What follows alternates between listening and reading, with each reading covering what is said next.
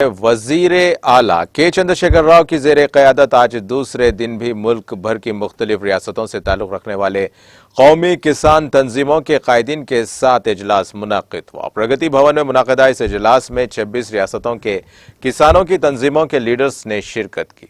اجلاس کے دوران کسانوں کو درپیش مسائل، ان کے حل اور آبپاشی کے شعبے کی ترقی پر تفصیلی تبادلہ خیال کیا گیا۔ اس موقع پر وزیر اعلیٰ KCR نے ریاست تلنگانہ میں زرعی شعبے میں اٹھائے گئے مسائل پر قومی کسان کی انجمنوں کے قائدین کو تفصیلات سے واقف کروایا۔ اجلاس سے خطاب کرتے ہوئے وزیر اعلیٰ KCR نے کہا کہ کوئی بھی ملک اور کوئی بھی معاشرہ جس نے شعور کے ساتھ آزادی حاصل کی ہے وہ جدوجہد کا جذبہ جاری رکھتا ہے اور عوام کی ترقی کے لیے کام کرتا ہے۔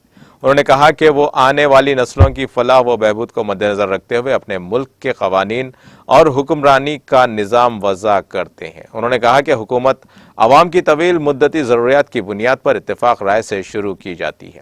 ابتدائی مرحلے میں انتظامیہ کامل نہیں ہو سکتی۔ پورے بورڈ میں تجربات اور سرگرمیوں کو ترتیب دے کر 2 سے 3 دہائیوں میں 80% وقت میں حکمرانی کامیابی سے قائم کی جا سکتی ہے۔